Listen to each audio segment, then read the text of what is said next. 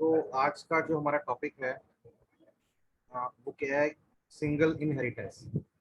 हम लोग काम करेंगे, प्रोग्राम बनाएंगे यूजिंग इनहेरिटेंस। जैसे मैंने आपको बताया था, इसमें क्या होता है कि क्लासेस होती हैं मोर देन वन, जिसमें जो फीचर अपने प्रोवाइड कर रही हैं किसी और क्लास को, उसको हम बोलते हैं base class.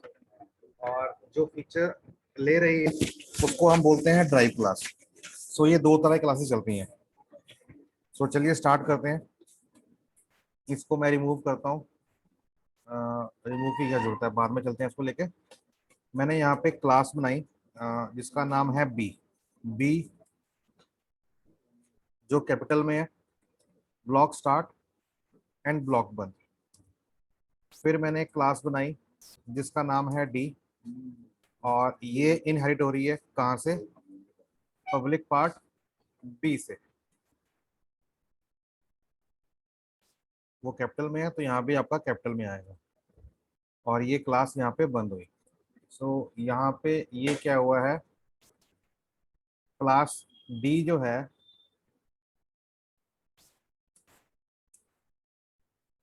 Class d is derived and b is base class. So ये यहाँ पे मैंने मेंशन किया। अब हम चलते हैं इसके फंक्शंस पे। क्लास बी के अंदर मैंने वेरिएबल लिया इंटीजर ए, जो कि बाय डिफॉल्ट प्राइवेट है, और स्पेसिफायर लिया मैंने पब्लिक। पब्लिक के अंदर मैंने यहाँ फंक्शन लिया void get A B, means कि दो वैल्यू को इसने स्कैन करवाना है। अब वो स्कैन करवाना है तो इसकी कोडिंग आप अंदर कर लो चाहे हम बाहर कर लो। मैं इसको हम बाहर कर लेते हैं ताकि आपको इसकी रिवीजन मिल जाए। सो void get ए बी, फिर मैंने यहाँ पे लिखा इंटीजर get a, जिसके पैरामीटर क्या है, void, कुछ भी नहीं है। और फिर एक लिया मैंने void जो कि आएगा आपका शो ए, शो अंडरस्कोर ए, जो कि ये ए को शो करेगा, और इसके जो पैरामीटर है वो भी क्या है, void। तो यहाँ पे मैंने इस क्लास में तीन फंक्शन लिए। एक जो है हमारा गेट ए बी, एक इंटीजर गेट ए, और एक शो ए। इसकी कोडिंग की बात करता हूँ तो इसको मैं बाहर डिफाइन करता हूँ। तो मैंने यहाँ पे क्या लिया, रिटर्न टाइप हमारी थी void, void बी। तो यहाँ पे लिखा void, ये आ गया बी, और ये हमारा आ गया स्कोप रेजोल्यूशन ऑपरेटर। फंक्शन का नाम है हमारा गेट ए बी, ब्लॉक स्टार्ट ब्लॉक बंद एंड फंक्शन स्टार्ट। सो ये फंक्शन क्या करेगा, मैंने यहाँ पे डिफाइन कर दिया कि जो ए की वैल्यू है वो है 5, ठीक है, और बी की जो वैल्यू है वो है 10। अब क्वेश्चन ये आता है कि बी क्लास के अंदर मैं गेट ए बी को ले रहा हूँ, लेकिन बी हमारा कोई पैरामीटर नहीं है, तो क्या वो चलेगा? अगर मैं डिफाइन करूंगा यहाँ पे बी तो चलेगा इस तरह से, ठीक है। लेकिन मुझे क्या करना है, इसको लेना है मुझे पब्लिकली, ताकि ये भी एक्सेस हो सके बाहर। तो मैंने यहाँ पे डिफाइन कर दिया इंटीजर बी। सो ये क्या है कि ये आपका पब्लिकली डिफाइंड हो गया है, publicly defined and used for inheritance, या बोल सकते हो रेडी फॉर इनहेरिटेंस। सो अब इसको अगर मैं चला के देखता हूँ तो हम पहले चेक करते हैं कोई एरर तो नहीं आ रहा।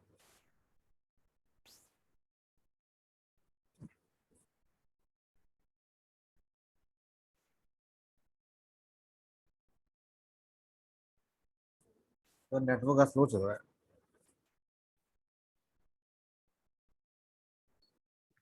आप दिक्कत आ रही है भैया नेटवर्क में ना एक दो दिन से।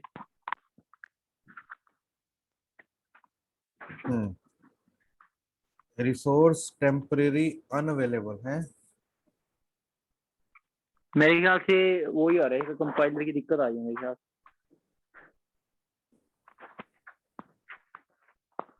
क्लास बी गेट ए बी, अच्छा उसको मैंने वॉइड दिया है तो यहाँ भी हम वॉइड करेंगे, नहीं तो आप कुछ भी ना लगाओ तभी चलेगा। क्लास बी लगाया, वर्ड बी लगाया, यहाँ word get word B class B temporary unavailable, यहाँ लगाओ क्लास बी।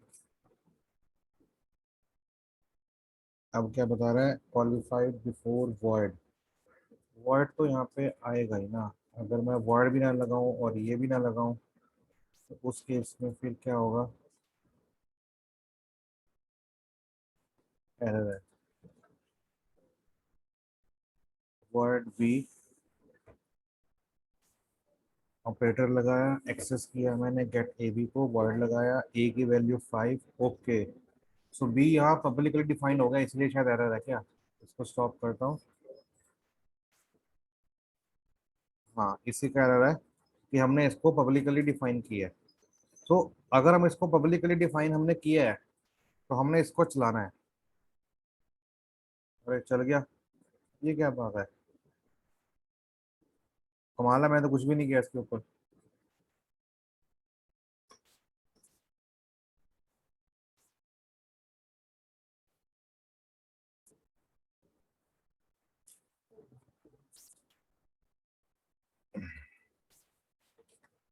आपको मेरी आवाज तो आ रही है कि नहीं आ रही। आ रही है भैया। आपको मेरी आवाज आ रही है क्या। आ रही है भैया, आ जी रही है। सर आ रही है। अच्छा, मेरे को लगा नेटवर्क का इशू ना रहा हो। कंपाइलेशन टेम्परेरी अनअवेलेबल, चलो देखते हैं इसको आगे। तो मैंने मतलब क्या किया, मैंने यहाँ पे नई चीज की कि मैंने बी को डिफाइन किया पब्लिकली, जिसको मैं यूज करूंगा as a concept of inheritance. फिर मैंने यहाँ पे क्लास बनाई डी, जो इनहेरिट कर रही है पब्लिक पार्ट से, पब्लिक किसका, बी का।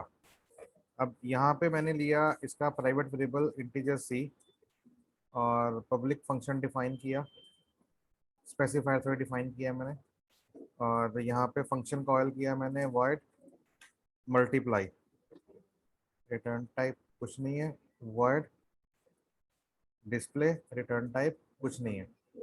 सो इनकी कोडिंग भी हमारी बाहर होगी। सो मैं इसके बाहर आ गया। तो आप इसको उठा के नीचे ले आओ, कट करके, ताकि वो दोनों क्लासेस एक साथ बन जाए। सो यहाँ मैंने डिस्प्ले किया, गेट ए बी को कॉल किया। अब मैंने फिर फंक्शन लिया वॉइड इंट बी, क्योंकि मैंने यहाँ पे इंट ले रखा है। फंक्शन नेम क्या आ जाएगा, गेट ए आ जाएगा, जिसके अंदर कोई पैरामीटर नहीं है। ब्लॉक स्टार्ट एंड ब्लॉक बंद, ये क्या करेगा, ए की वैल्यू नहीं, यहाँ पे हम क्या करेंगे, रिटर्न करवा देंगे किसको, ए को, क्योंकि मैंने यहाँ पे रिटर्न करवाया, इंट लिया ना मैंने वैल्यू, तो वो रिटर्न ही करवाएंगे, तो मैंने यहाँ पे रिटर्न करवा दिया, ए रिटर्न कर देगा। फिर हम चलते हैं बी के तीसरे फंक्शन पे, वो क्या है, शो अंडरस्कोर ए, और वो वॉइड है क्या, हाँ वो वॉइड है। तो यहाँ पे लगाया मैंने वॉइड बी, उसके बाद लगाया मैंने शो अंडरस्कोर ए। अब ये क्या शो करेगा, ये शो करे वैल्यू, प्रिंट करे क्या कि ए इज इक्वल टू, यहाँ प्रिंट कर दे ए की वैल्यू, और उसके बाद कर दे एंड लाइन। क्योंकि ये बी है और बी के अंदर जो ए लिया है हमने प्राइवेट लिया हुआ है, तो वो एक्सेस कर सकता है। और वो ए की वैल्यू डिफाइन कैसे होगी हमारी, वो होगी हमारी गेट ए बी से। जब हम ये कॉल करेंगे तो ए यहाँ डिफाइन हो गया। क्वेश्चन ये है कि यहाँ पे बी भी डिफाइन हो रहा है हमारा ऊपर जाके। तो इसको हम देखते हैं कि ये कैसे एग्जीक्यूट होगा। अब चलते हैं क्लास डी में। तो ये हमारे बी के तीनों कॉल हो गए फंक्शन, 1 2 3। अब हम डी के 2 कॉल करेंगे। गेट ए बी के बाद मैं यहाँ पे आ गया, यहाँ पे है MUL और डिस्प्ले। तो यहाँ पे आ गया वॉइड डी, फंक्शन आ गया, स्कोप ऑपरेटर आ गया, और फंक्शन नेम आ गया MUL, block start and block बंद। अब ये क्या करेगा, यहाँ पे मैंने किया C is equal to B into get underscore A. अब समझने वाली बात ये है कि जो मैंने ऊपर गेट ए कॉल किया था, ये वाला रिटर्न कर रहा है ए को, तो ए की वैल्यू डिफाइन क्या हुई थी हमारी, वो हो गई थी यहाँ पे 5। तो जब ये कॉल करेगा इसका मतलब यहाँ पे क्या 5 है, 5 को मल्टीप्लाई करेगा बी से। अब क्वेश्चन क्या है कि बी क्या है। जब एक्टिवेट ये होगा तो यहाँ पे बी की वैल्यू क्या है 10। सो 10 इंटू 5 50। तो डी के मल्टीप्लाई फंक्शन में वैल्यू आ गई बी की।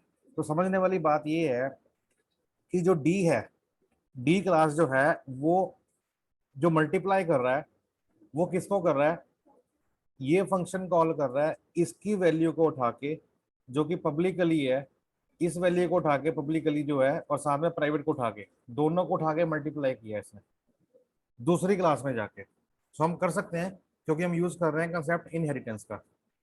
तो यहाँ मल्टीप्लाई किया, मल्टीप्लाई करने के बाद मैं प्रिंट करवाता हूँ यहाँ पे डी। अगला फंक्शन कौन सा था हमारा, डिस्प्ले। तो मैंने यहाँ पे लिया display, block start and block बंद।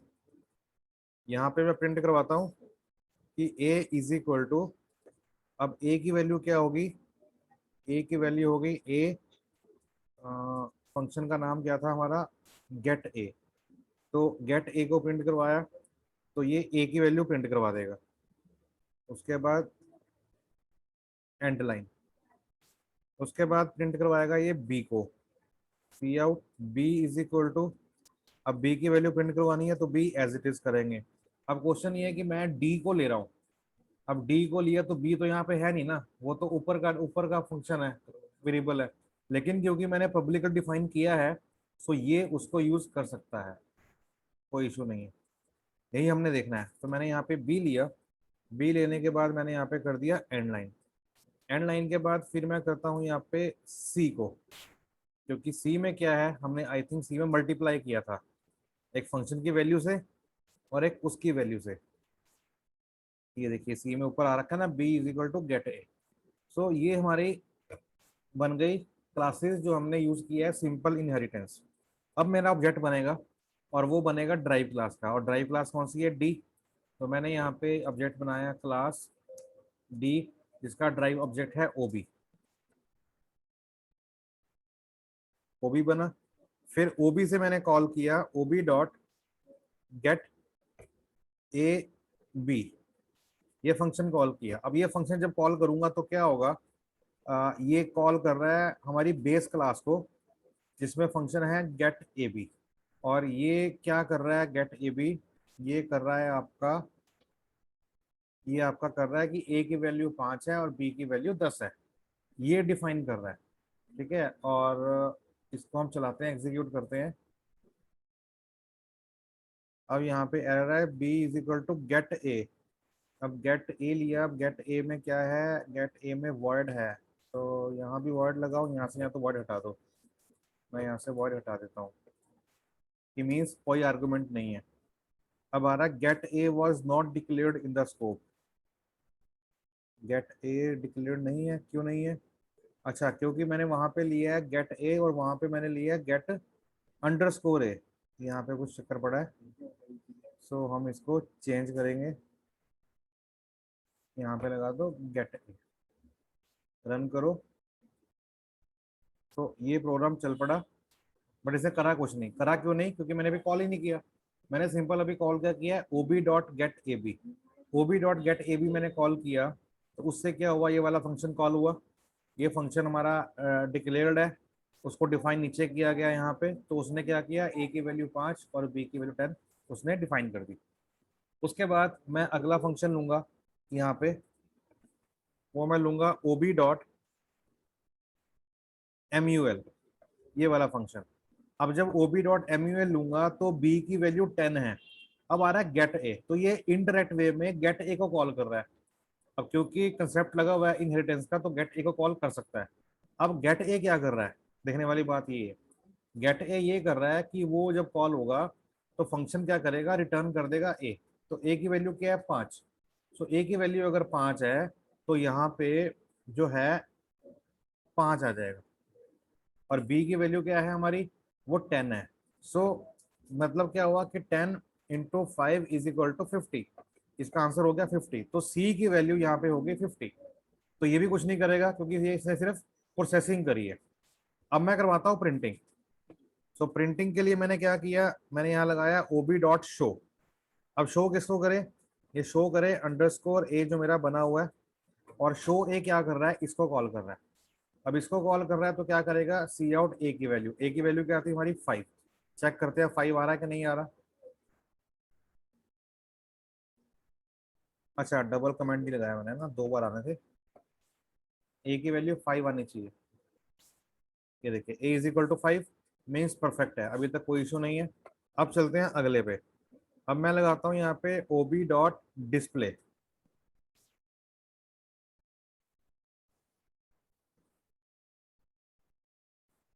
ओबी डॉट डिस्प्ले क्या है,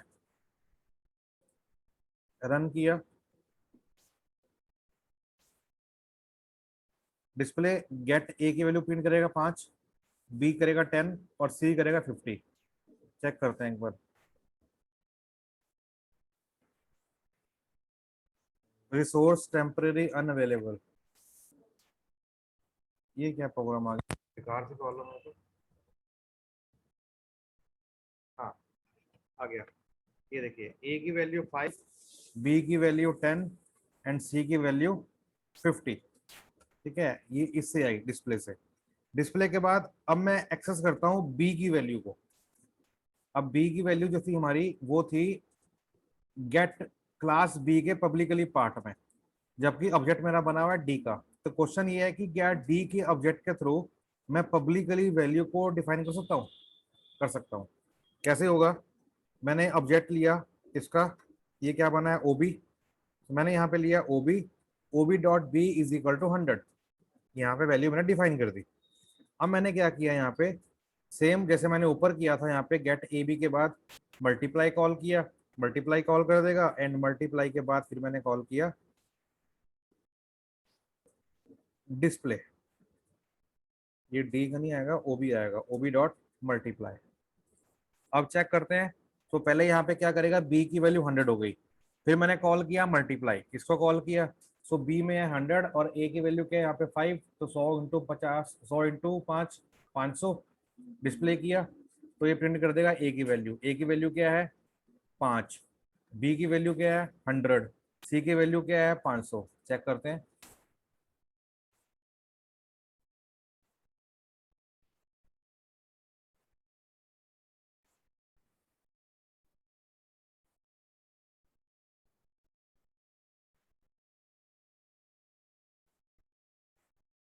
नेटवर्क इशू है। ये देखो ए की वैल्यू 5, बी की वैल्यू 100 और सी की वैल्यू 500। मीन्स उसने, अब बेसिकली जो इसके अंदर बताया गया है वो यही समझाने की कोशिश की गई है कि हमने एक तो जो बेस क्लास थी उसके अंदर एक वेरिएबल लिया हमने पब्लिकली, और ड्राइव के ऑब्जेक्ट से जिस तरह से हम फंक्शन कॉल करते हैं क्या उस तरह से वेरिएबल कॉल कर सकते हैं। तो क्वेश्चन क्लियर है, कर सकते हैं, हमने उसको किया। नंबर 2, दूसरी बात क्या थी कि मैंने बेस क्लास में फंक्शन लिया एक, जो कि क्या है गेट ए। अब गेट ए कॉल करूंगा तो रिटर्न करेगा ए की वैल्यू को, जो यहाँ पे कर रहा है। लेकिन जो ड्राइव क्लास का मल्टीप्लाई फंक्शन है वो मल्टीप्लाई में क्या कर रहा है आपका, वो ये कर रहा है कि बेस क्लास का बी वेरिएबल और बेस क्लास का ये फंक्शन, मीन्स एक वेरिएबल है और एक फंक्शन है, दोनों बेस क्लास की बात हो रही है। और ये स्टोर कहाँ कर रहा है, ये स्टोर सी में कर रहा है, और सी किसका वेरिएबल है, सी प्राइवेट वेरिएबल है क्लास डी का, मीन्स आपके ड्राइव क्लास का। सो ड्राइव क्लास से मैं वेरिएबल के साथ साथ फंक्शन भी कॉल कर सकता हूँ, जो कि पहले भी मैंने किए थे, चाहे वो बेस का हो चाहे वो ड्राइव का हो, लेकिन वेरिएबल भी एक्सेस हो सकता है। ये इस प्रोग्राम का बताने का पर्पस था। समझ में आया आपको।